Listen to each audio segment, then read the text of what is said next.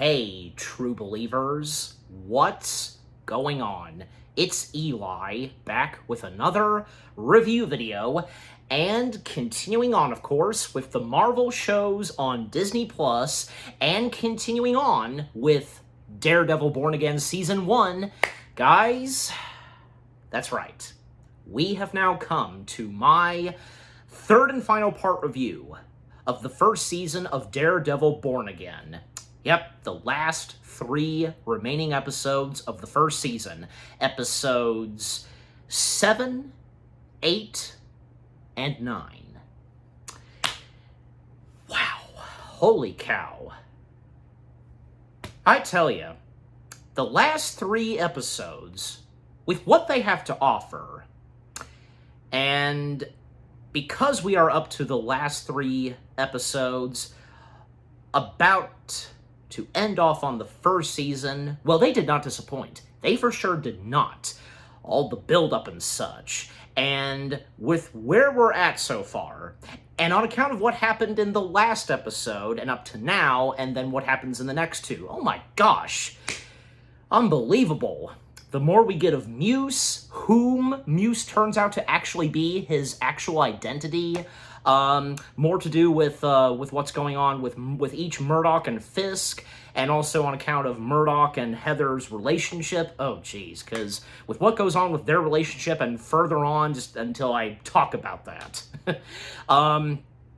Some more details and information that Murdoch, Karen, and the others didn't figure out until later on. The evidence and all that on account of Bullseye having killed and targeted Foggy and such, and whom was technically responsible for the death of Foggy and such, in linked with Bullseye having killed Foggy, etc. And more we get of Frank Castle in this. Well, yeah, I mean, in the last episode, and everything else that's going on.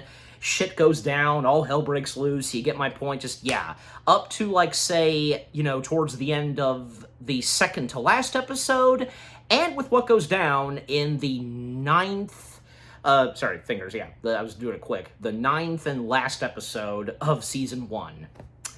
Yeah. The last 3 episodes, they went out with a bang, that's for sure.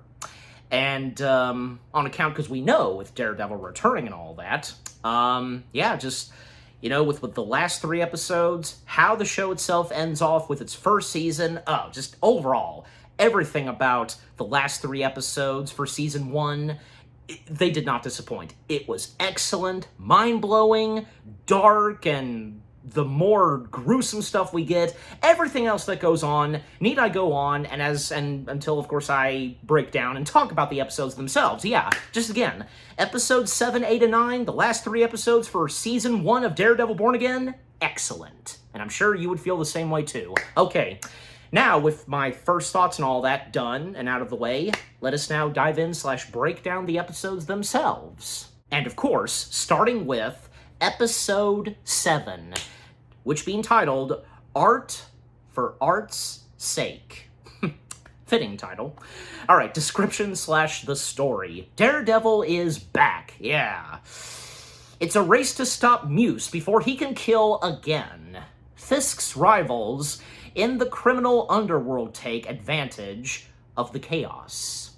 Okay, so now let's dive in and break down the third to last episode, Episode 7 itself. Okay, so some of the first things that we start off with in Episode 7, well, because Wilson would be informed about Angela having been recovered and having survived from Muse and all that, and Buck and Daniel are discussing it with Wilson, and it would be brought up that supposedly Angela saying that, according to from what they heard from Angela, Daredevil was present, and the way that Wilson reacts to this, oh boy, because, oh, he knows. He knows for a fact that, yes, he now is officially back. Daredevil himself. And, when we would come back to, you know, Murdoch in this episode. Well, at one point, because he's taking a shower on account of how wounded he is, the blood dripping, and Heather stepping in, and we get a very quick, love-making shower scene, and then we would see them talk in the bedroom and such, and, Murdoch going on about the past and what happened a year ago, and with the mentioning of Karen and Foggy, and, to Murdoch, with what's going on with him now, it just doesn't feel real, but he's not referring to Heather and all that, just totally unexpected for him, but, just overall, with the talk that Heather gives to Murdoch, yeah, it all settles down, and even Murdoch, referring to her by doctor and such, but yeah. I mean, with what we've so far seen in Murdoch and Heather's relationship, it's really good, for once, Murdoch finally, after 1 year and so much shit happened, he found some happiness, but for those of you that already seen season 1 and know how the first season ends, but until I get there and talk about that, of course. Okay, and then there would be a moment between Murdoch and Cherry, yeah, because once again, seeing more of Cherry, and, now that Murdoch has stepped back into his alter ego of Daredevil, because, him determined to know where Muse is, and when he would share this information and details to Cherry, to try to track down and to get Muse and all that, Cherry, because being aware of, what's going through Murdoch and such, Cherry, by this point, he wants no part of it. He makes it very clear to Murdoch that he's on his own. Yeah. And also, there would be another moment with Fisk and Buck, because I'm talking about, more of Daredevil, and with what Fisk shares with Buck, and still talking about, say, wanting to save the city and all that, and then, when we would come back to Angela, and Angela, whom is, basically, because, with what she had told to the police, and with what she says to Murdoch, and on account of Muse, his lair, and which, it would lead Detective Angie Kim and a few others to make their way inside of Muse's lair, the evidence that they would find and locate, those bodies that were hanging, they're still there, but also, according to Angela some more, Muse had some sketches and drawings, and that's when, Detective Angie Kim, she would come to Fisk with some information that she found and such, and it's obvious that with what Angela, of course, has shared with Murdoch, Murdoch is, as Daredevil, he's going to figure this out himself. Not just, the task force coming in and all that, but just, two separate people and all that, solving the cases, and it's obvious that Daredevil, he's gonna do it a heck of a lot better than the task force,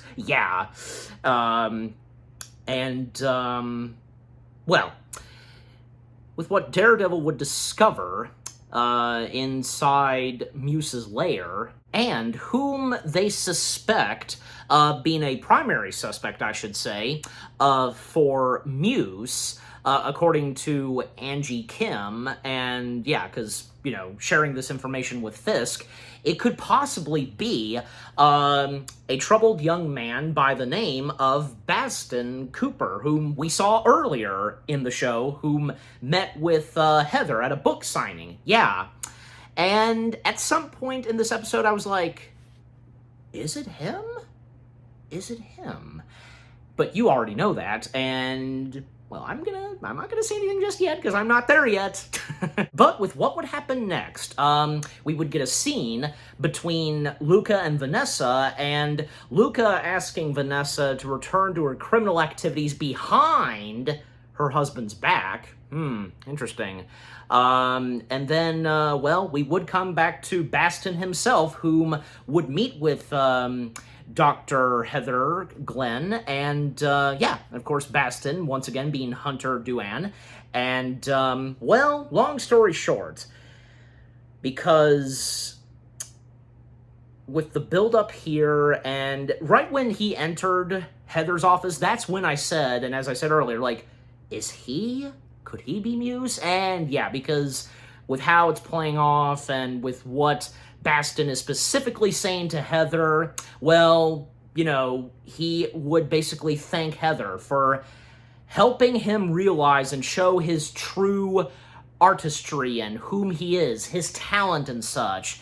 And with how Heather's reacting to this, and Margarita with her amazing performance here, and how, as Heather, she's reacting with what Baston is specifically saying, and with Baston, he can tell, by looking at Heather's eyes and all of that, just she's feeling uncomfortable, and she's starting to sense the fact that, yes, Baston is, in fact, Muse. We now know who Muse is. Even when he would talk about his artistry and all that, and he would write what is on his mask and such, the eyes and all that, and Baston getting the sense of feeling that, yeah, because she's gonna go for the door and such and make a run for it, but even when she does so, Baston is very quick to take her down and hold her hostage. Meanwhile, coming back to the task force and Daredevil, each of them, because each of them exploring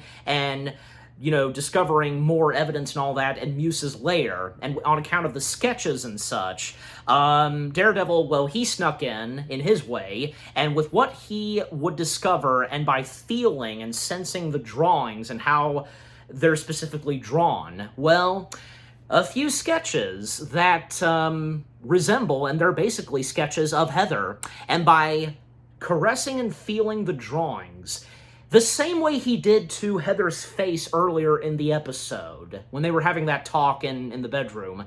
Yeah, that's when he starts to realize that Heather is Muse's next target.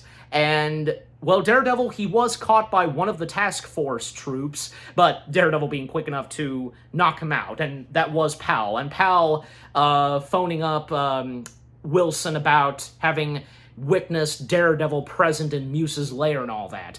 And yeah, of course, Daredevil's not going to waste any time making his way to Heather's therapy office and such, and the same's going to go for the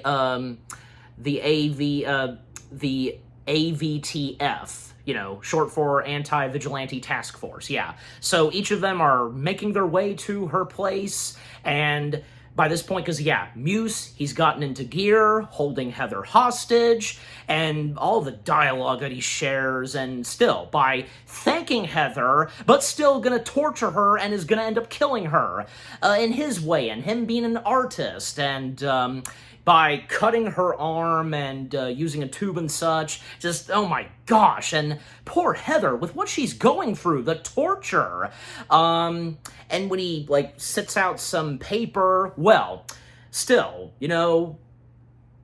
with each of them showing up, yeah, the task force shows up first, and this is not going so well for Muse, according to his plan, and sure enough, yes, Daredevil, he breaks through a window, and we get another fight sequence between Muse and Daredevil. Oh yeah, this time Daredevil's kicking his butt for sure. And Heather trying to fiddle her way out of the chair that, she was tied to, and Daredevil doing his best to take down Muse, and even when Muse is this close, like he does at one point try to target at Heather, but Daredevil being quick enough with his nunchucks and severely wounding Muse and all that, so much craziness happening, blood spewing, and sure enough, the madness would come to an end when Heather herself whips out a gun and shoots down Muse once and for all. Good on her. When you say so, she technically became the heroine in this, finally taking down the psychotic artist himself, Muse. He was too dangerous to be alive anyways, right? And with what was going on through poor Baston's head and all that, and, the background that Baston would share with Heather, and between him and Heather, and cutting to Angie Kim and Wilson, some information that they learn about Baston, and with what Baston shares to Heather about Baston's parents, and he used to be in boxing and all that. Something specific that, I will put in a text. Yeah. And, I mean, it's understandable with what Baston went through, and to drive him so insanely mad and all that, and up to now, just, it's tragic, and it's one of those. But he became what he became, and, yep, unfortunately, he was just too dangerous to everyone in parts of New York, the victims he was killing, and because he was an artist and such, and, that's him wanting to be an artist, which he did, and the total opposite, very scary and such, Oh, man.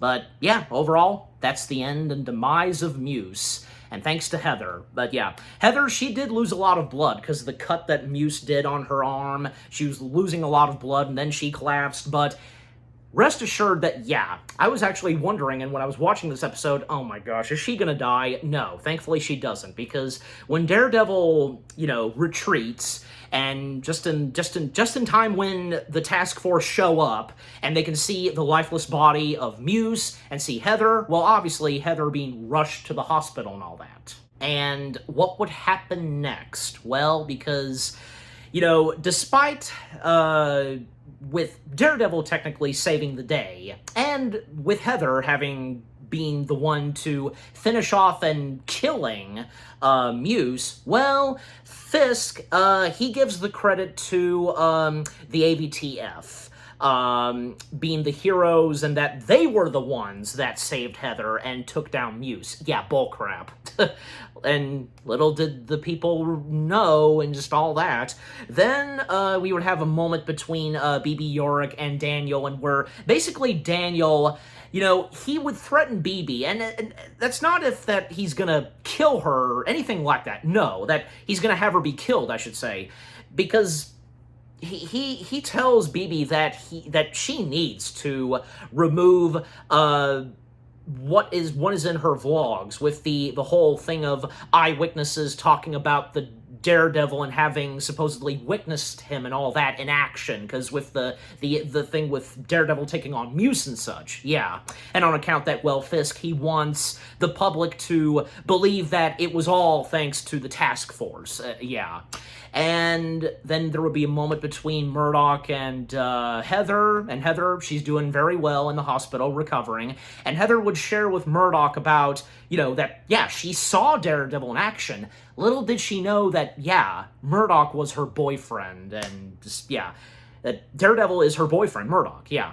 And saying that to Murdock, that Daredevil said her name, and, well, I mean, obviously, Daredevil, in his own way, being aware of those that work in parts of New York, and Dr. Heather Glenn being one of them. Just, you get what I'm saying. And then, because, yeah, and even, say, they would notice and hear on the TV with Wilson giving credit to the task force for the killing of Muse and all that. Then, one of the last things we see is Vanessa sending a text to Luca to go and kill her husband. But little does Luca realize that, yep, this would turn out to be a trap, because Wilson, whom is eating at a restaurant just by himself, and Luca making his way inside, and is about to pull the trigger, shoot him, by the back of his head. However, Luca, he would be killed thanks to Buck. Yeah, right before he was about to shoot Wilson, he got shot by Buck. So yeah, Luca is done for. First Muse in this episode, Muse, now Luca. Yeah, and besides, Luca, unfortunately, towards the end, he failed. It's obvious that, yeah, in the end, he failed the whole thing because of having to pay Victor, and with the whole 8 million increased / raised to 2.8 million, yeah. There was no way he was gonna make it out of here and be alive in the first season, you know what I'm saying? Just being one of those characters. But yep. And yeah, that's how this episode ends off, with what happens to Luca and all that. So, Luca's been taken care of, and yeah, sayonara, Luca. But yeah. Yeah, just, man, episode 7, Art for Art's Sake.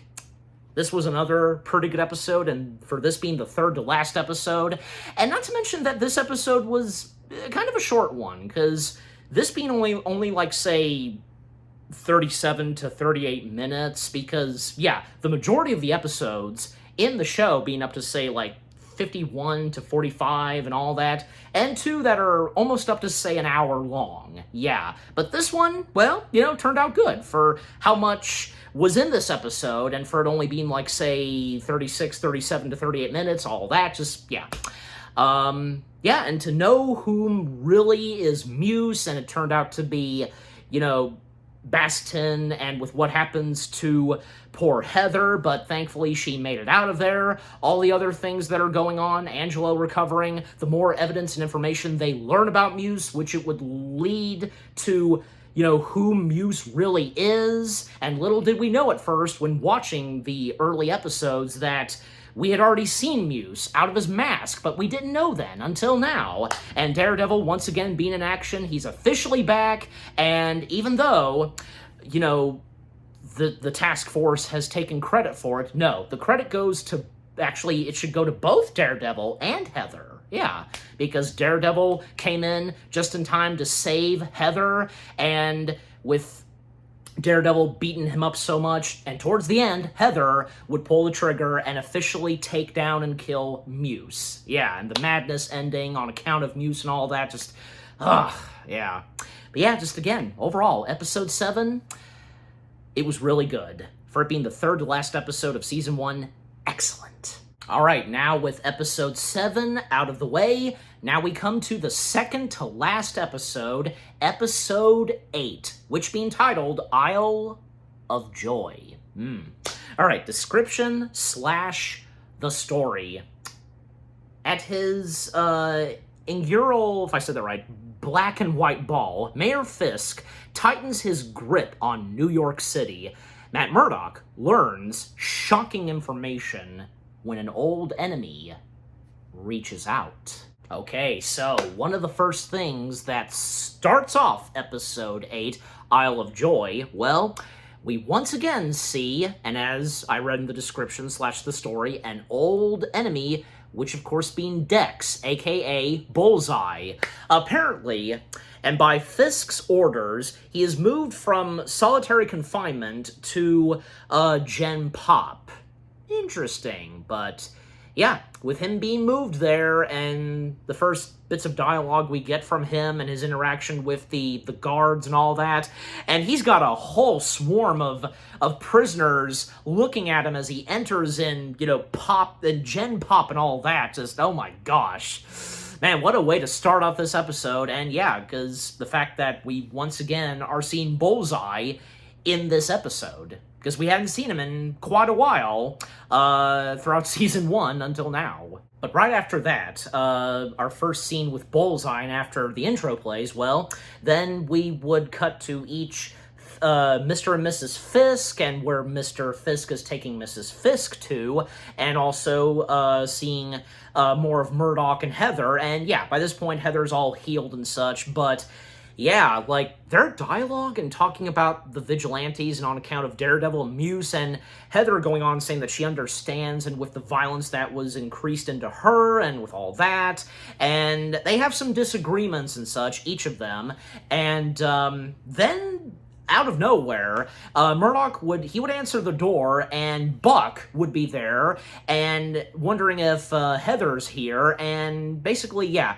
there's an invitation that is given to Heather, the party that Fisk is going to be throwing, as I read in the description / the story, and Murdock, he tries to explain to Heather that Wilson is manipulating her, she's being used and all that, and with the whole vigilante thing and just so on, but sadly, he's having no luck to reach out to Heather, and I was kind of wondering a little bit, and while watching the first season of Daredevil Born Again, you think it would have been possible? I don't know. You just have those moments that maybe, just maybe, and I say that, maybe possibly it would have led to Murdock revealing to Heather, because like, with how much he loves her and all that, just, I can tell you this, that no, of course that doesn't happen, and you already know that by now. But do you think it would have been necessary?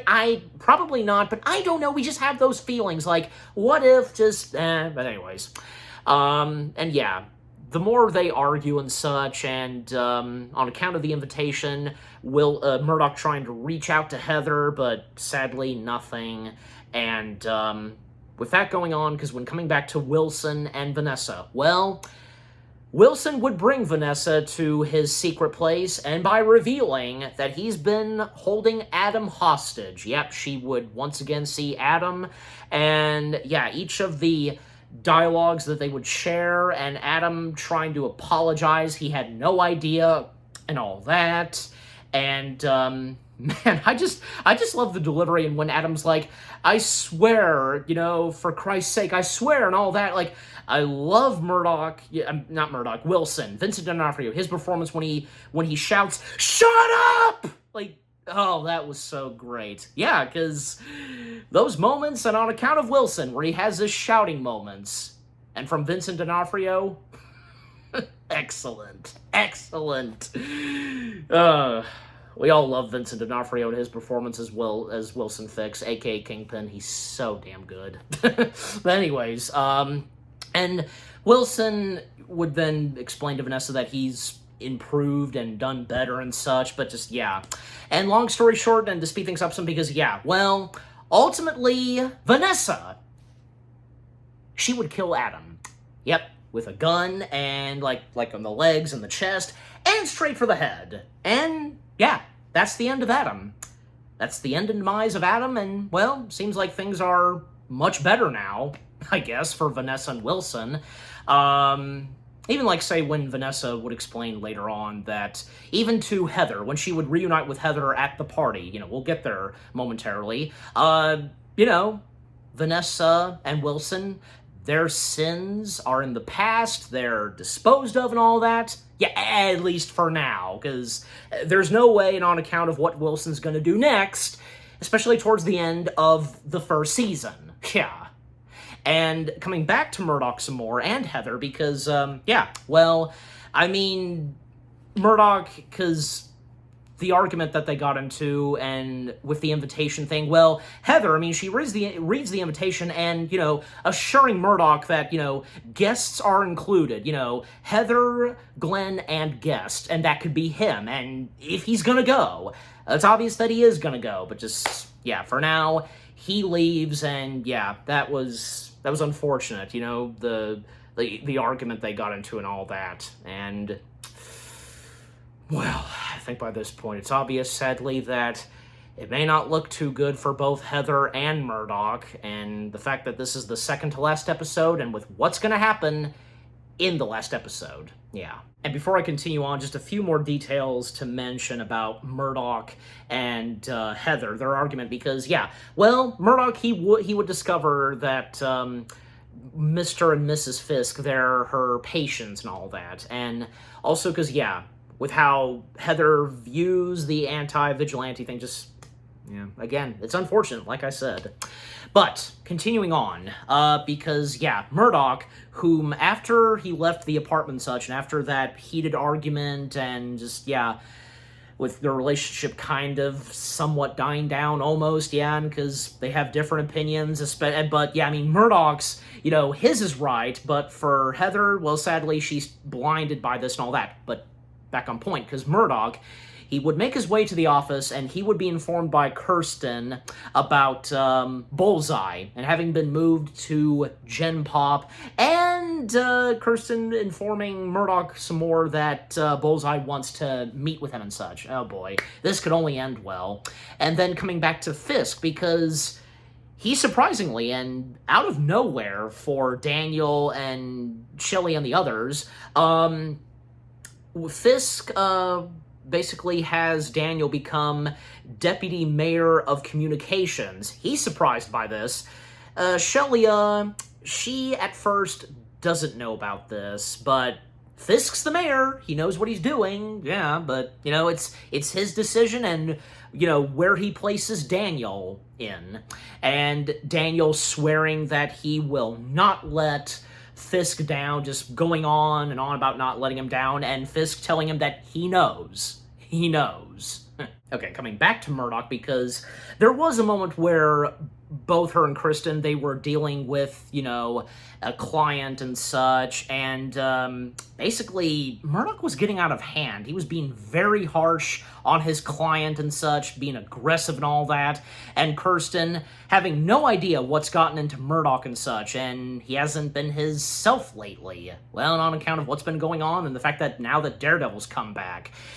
And then, to still speed things up some, well, Murdoch would find his way back at Josie's bar, and yeah, we would once again see Josie, and Josie being played by Susan Varen, and, you know, she hadn't opened her place for a long time, and since, you know, Fisk had become mayor and all that, and wouldn't give $1 or anything like that to him and such, you know, with what she specifically says. Then Cherry would step in because Kirsten called up Cherry and, on account of being worried for Murdoch, and so Cherry showing up and knowing that he would be in Josie's bar and such, and there would be some talk about Foggy and all that.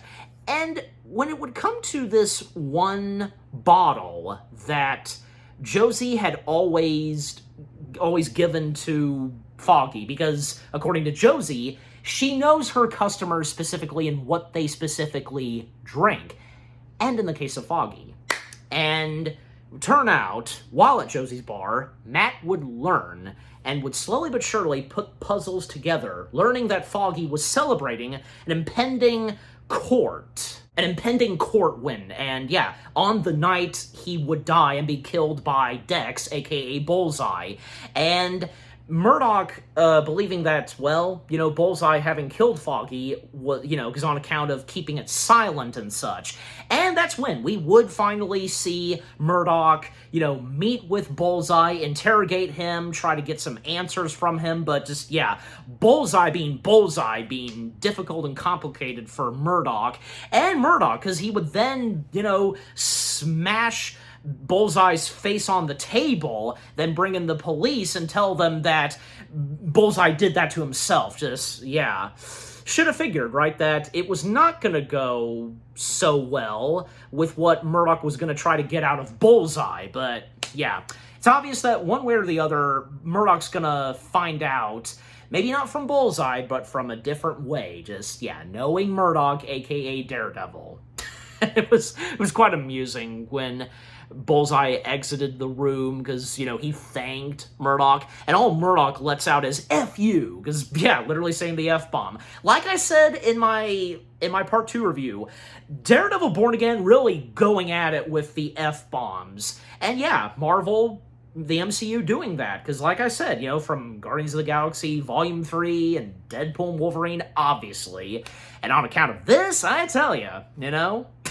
Anyways. Okay, but now we finally come to the black and white ball, and yeah, the rest of this episode mainly taking place at the ball. I mean, there's a few moments where we come back to Gen Pop and on account of Bullseye, but not that much, you know, mostly the ball. Yeah, and those that have attended to the ball, the socialites, Heather, and of course, Mr. and Mrs. Fisk, and, you know, the people that Wilson is interacting with, including Jack Duquesne. Yeah, and that's how his last name is pronounced, because in my part 2 review I was having trouble, but anyways. But again, you know me sometimes. But point being is that, yeah, Wilson would have a private talk with Duquesne, and Wilson found out, he discovered that Jack is a vigilante himself. The swordsman, because we did get a glimpse of the swordsman a little early in this season, and, you know, I'm sure most of you are aware of the swordsman himself. Yeah.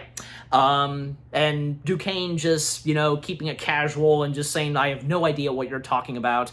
But yeah, Wilson has blackmailed Jack and a bunch of other socialists for them to support his port project and all that. And, well, you know, Matt would eventually show up to the ball, and again, when, like, Heather, she thought that he might not show up and such, and there would be, and the other characters we see, like, Daniel, of course, being there, and BB Yorick, as well as Shelia, and by this point, Shelia, she's approved, and thinks that Daniel's doing a pretty good job with how she first felt, but now she's more softened towards Daniel being that positioned of, mayor deputy of communications and such. Yeah. But with BB Yorick, because, the more moments we get between BB and Daniel, however, there's one moment where BB approaches someone whom is also at the ball, and that being Chief Gallo. Yep, the more we get of Chief Gallo in this season, Michael Gaston, she would approach Chief Gallo because about Fisk and, his involvement in her uncle's murder, her Uncle Ben, and asking and for Gallo to help take down Fisk and the task force, but for this being very complicated and with what Gallo says to BB, And Murdoch, whom, again, shows up to the ball and such, and again, Heather thinking that, he wasn't going to show up. Well, to still speed things up some, Murdoch would now suspect that it's Vanessa that was responsible for the death of Foggy and hiring Bullseye to do the killing. And coming back to Bullseye, because, Bullseye being Bullseye, he would find his way out of Gen Pop, because after he received some surgery and all that, and a policeman was gonna take him back to his cell and such, golly, because we would cut to a close-up of Bullseye, he's, moving his mouth around, it's like he took out one of his teeth, and he spits it / shoots it right at the officer, the deputy, and then would throw some scissors and all that utensil, equipment at the deputy and the doctor, killing them just like that, going straight to their forehead. Golly! That's gruesome, right?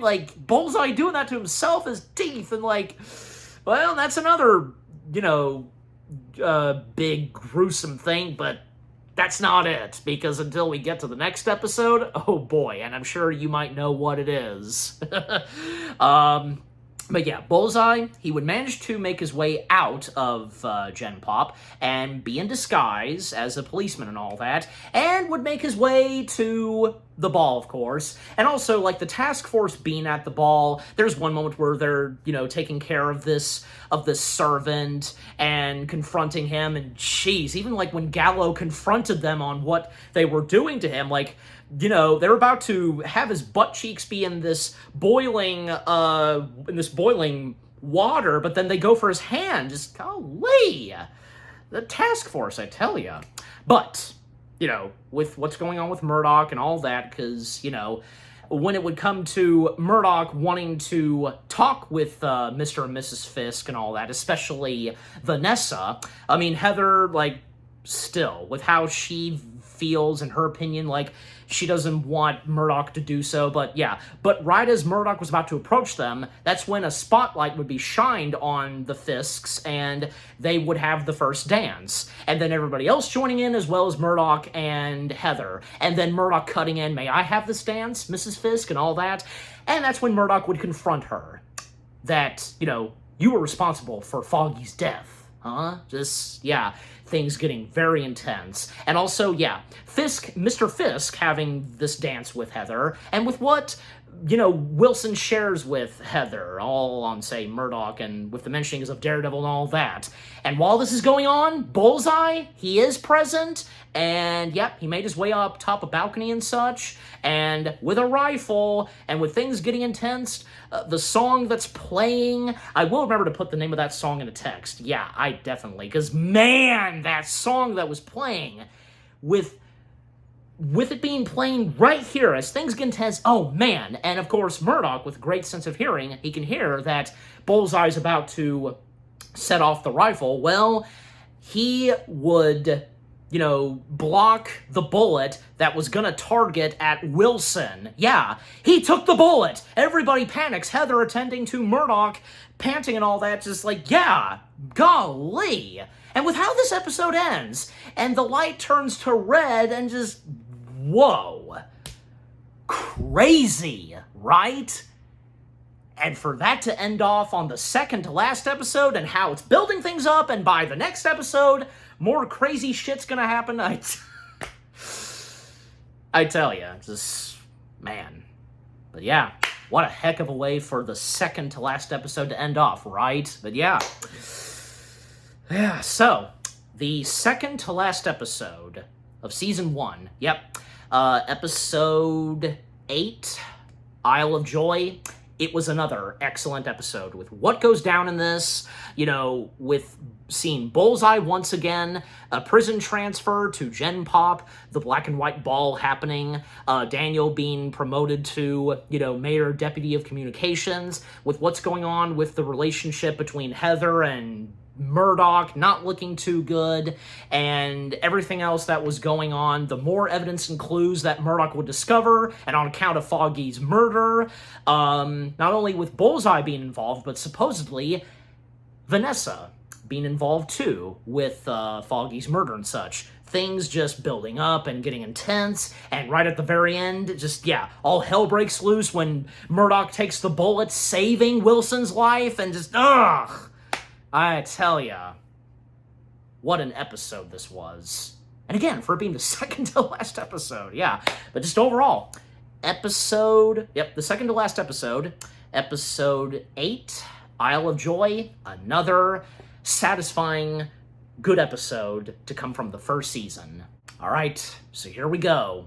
The final episode of Season 1 of Daredevil Born Again, Episode 9, which being titled Straight to Hell. Description / the story.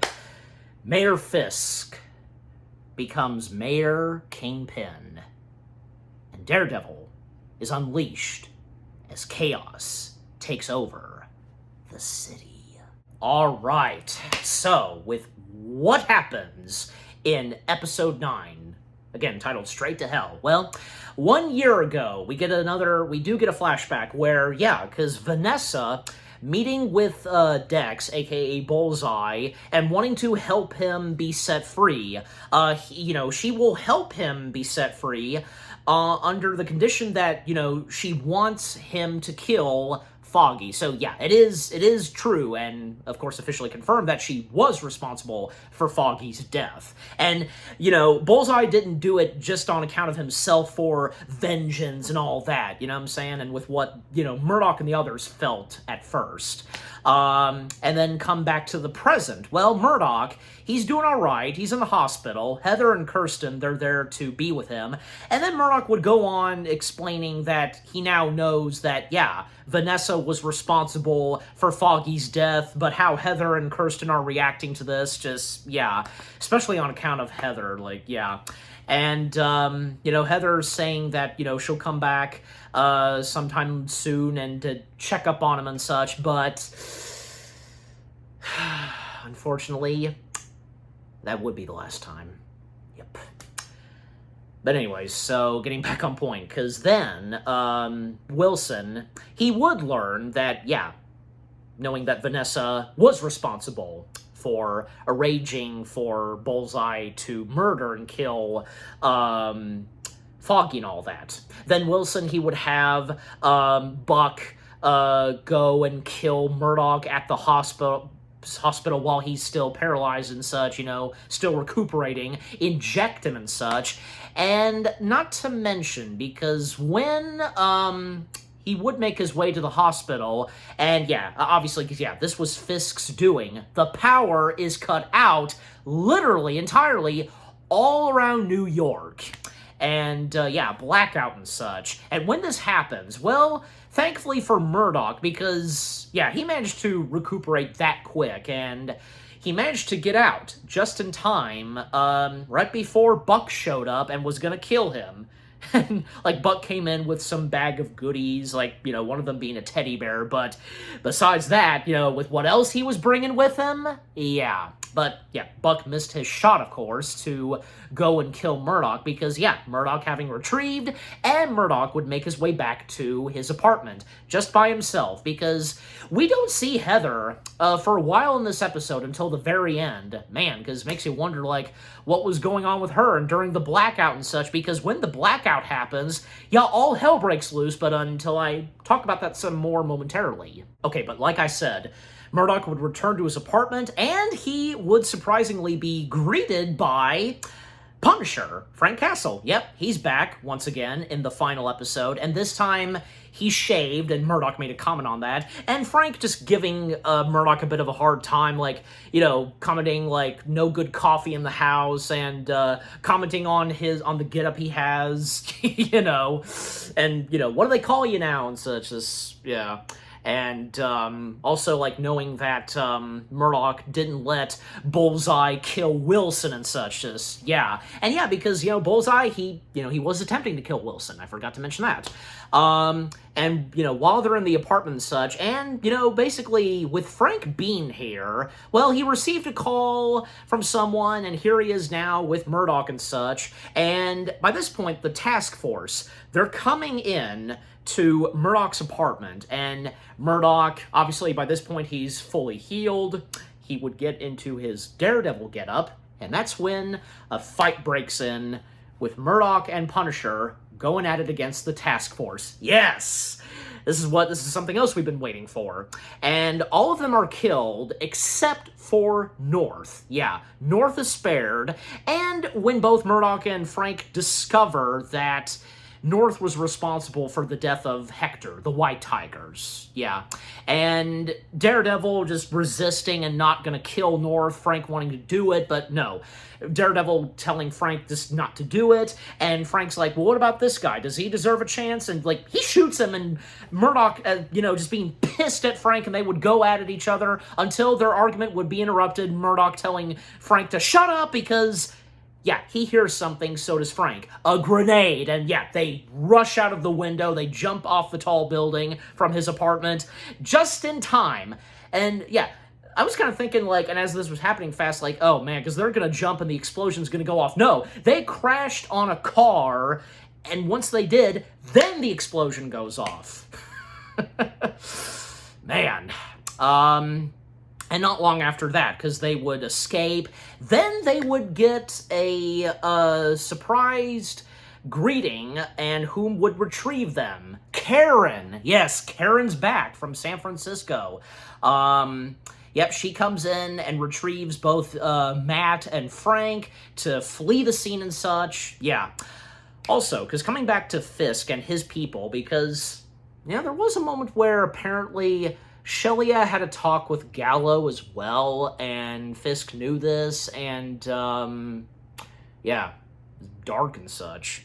And with what's going on, and to talk more about what's going on outside of New York with the blackout and such, because, yeah, people going at it, fires unleashed, and the task force being there to handle anyone that's getting out of hand, including one moment where this kid, you know, he steals something from a window display, and one of the task force guys would shoot the kid, and the other task force member just, like, you know, he was just a kid.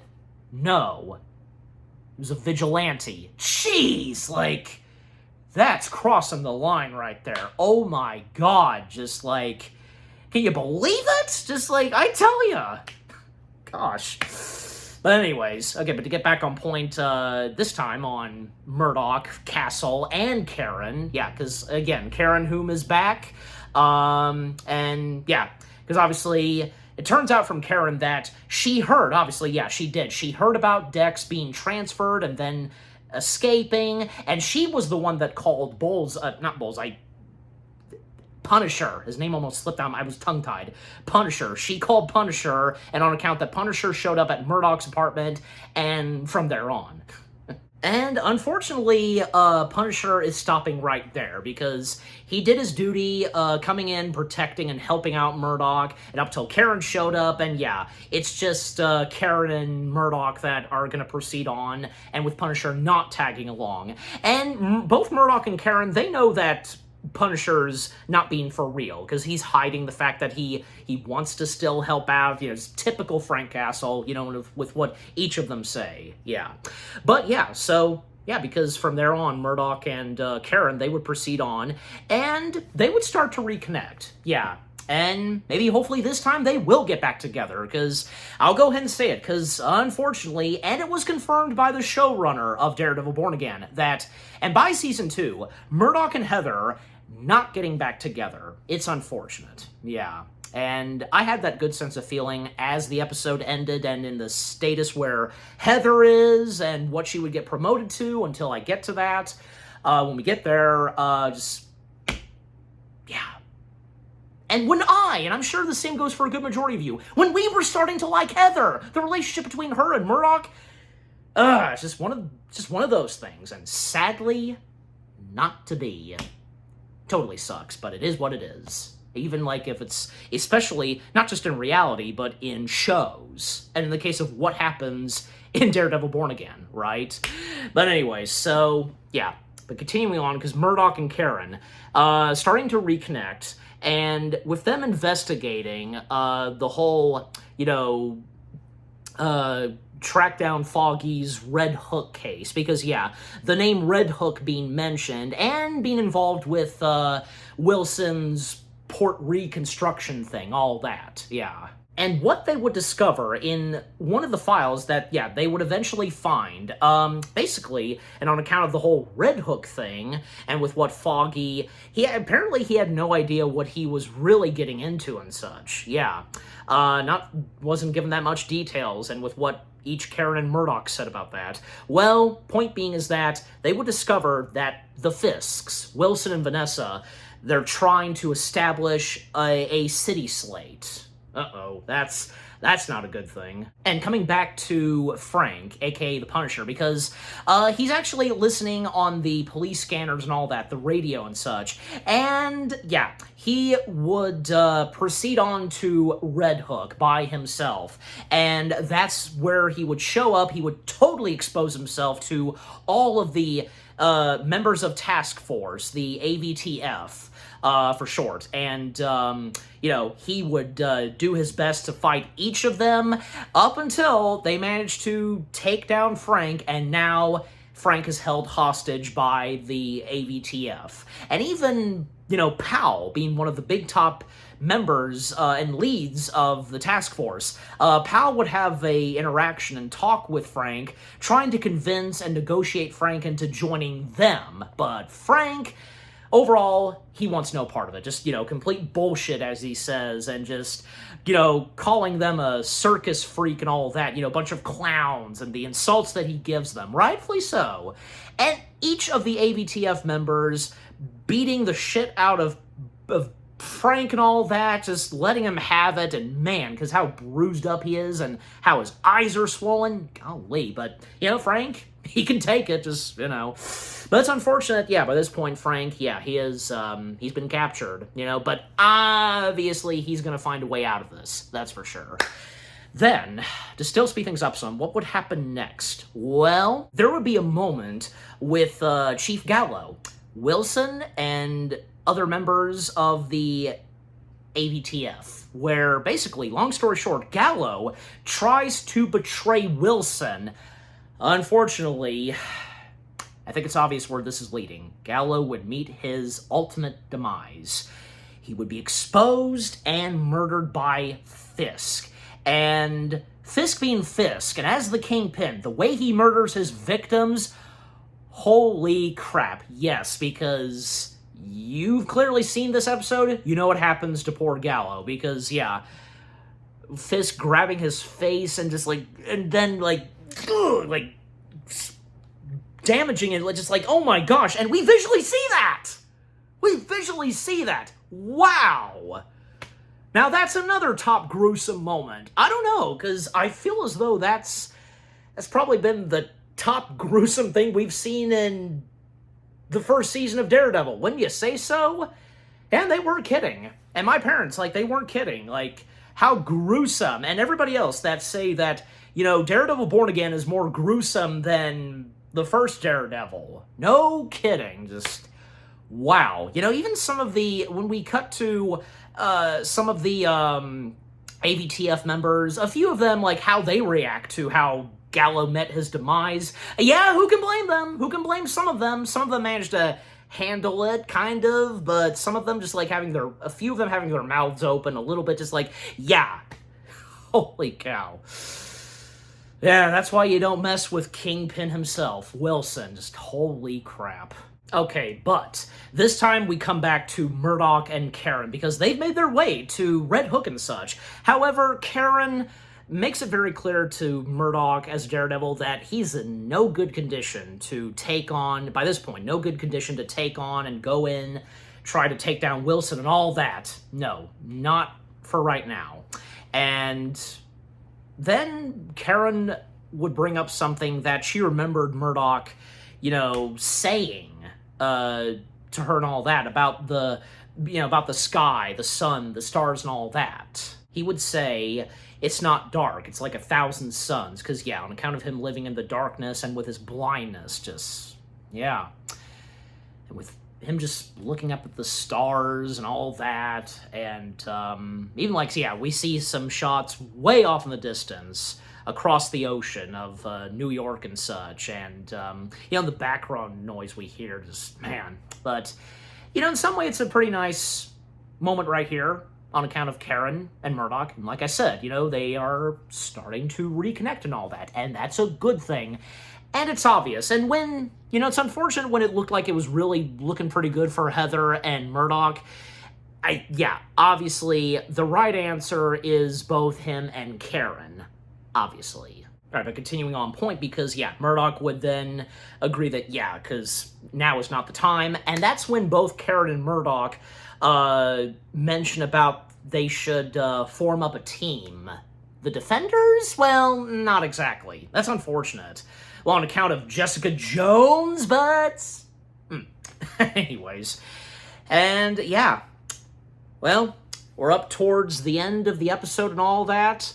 And, well, because with what happens next... Well, first off, yeah, by the next morning, the power comes back on all throughout New York. And then we would come back to Wilson and Heather, because like I said, we don't see Heather for a while up to now, and, well, again, it's unfortunate. Heather, you know, just how she views the anti-vigilante and such, and not a good thing and all that, just, it's unfortunate. And, again, that just putting a damper on hers and Murdock's relationship, and again, because they're no longer together. Yeah, but again, like I said, it's obvious that, you know, the right woman for Murdock is, of course, Karen. But, yeah.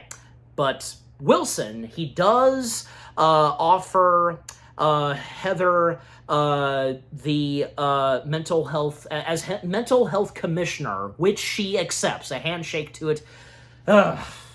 Sucks, yeah. And then there would be another speech from Wilson, and this being the final speech from Wilson as mayor in Season 1, where he basically declares martial law and outlaws vigilantism.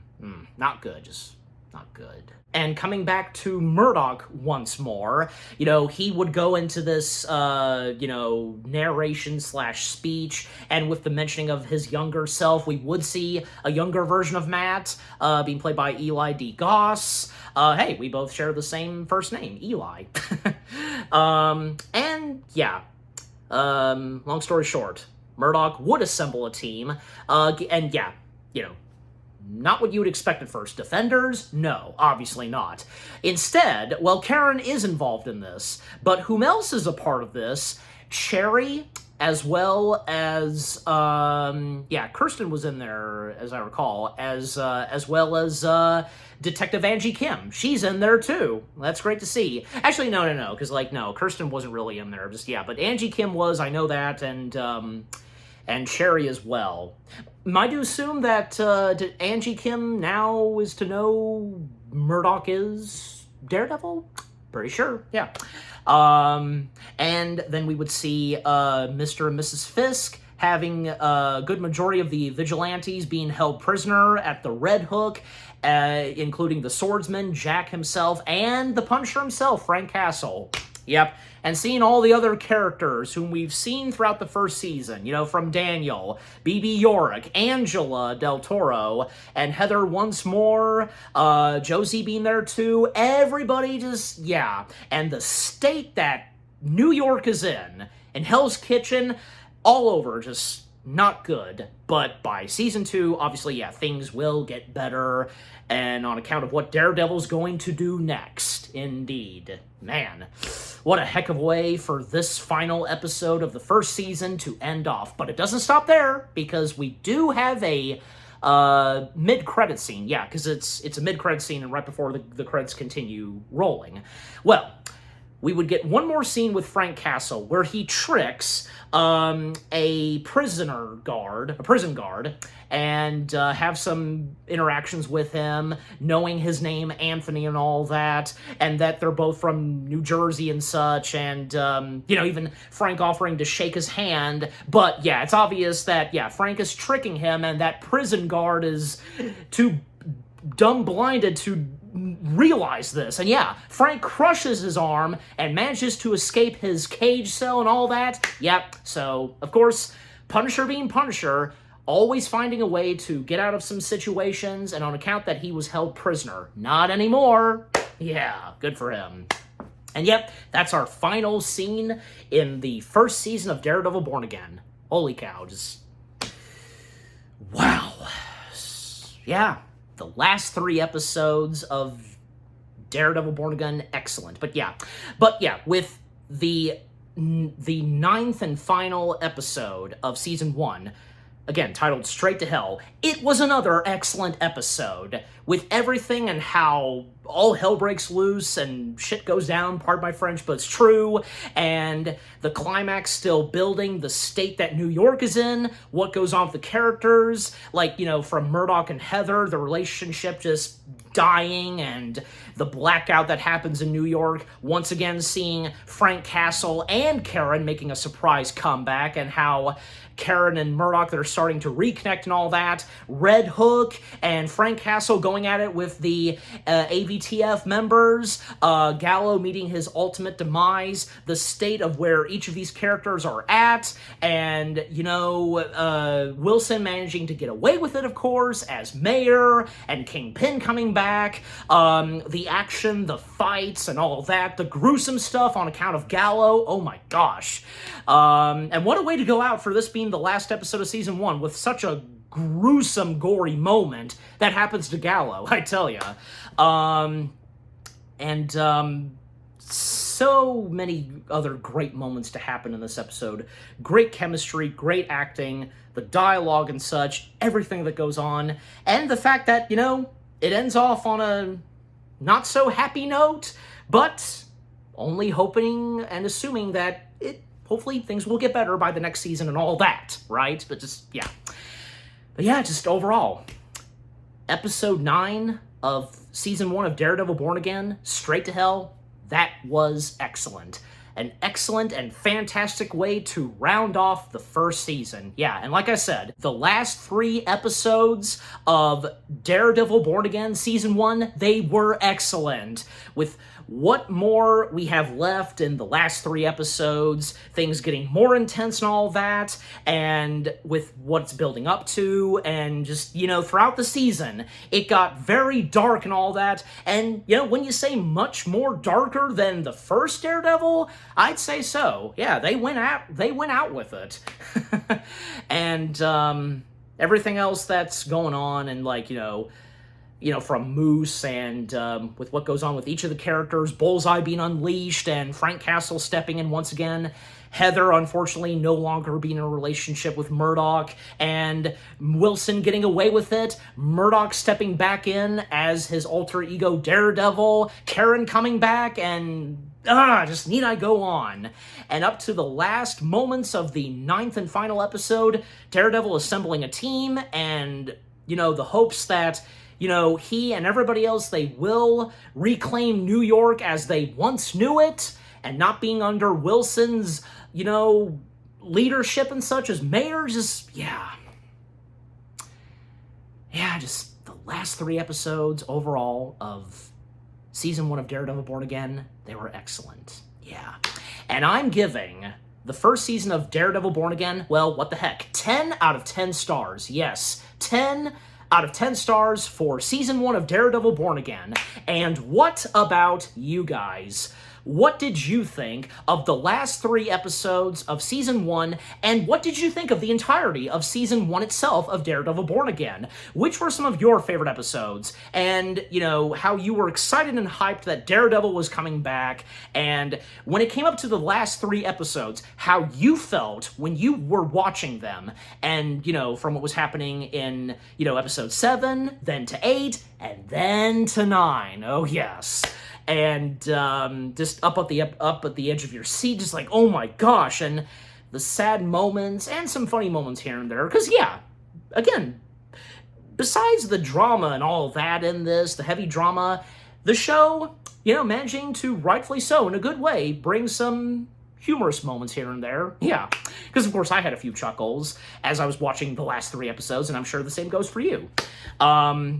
And how you felt that, when we learn about who Moose is, what happens with Heather and Murdoch, their relationship, what happens at the black and white ball, Bullseye being let loose, the more details and information we learn about Foggy's death, the case that he was on involving Red Hook and all that, Frank Castle stepping back in once again, Karen, just all that, and the blackout, everything that's going on in the last 3 episodes of Season 1, just, again, overall, what did you think of the last 3 episodes of Season 1? And with what all I've had to say, my 3rd and final part review of Season 1 of Daredevil Born Again. Just, again, what did you think? And on account of my review, just, leave comments and give this review video a like, as always.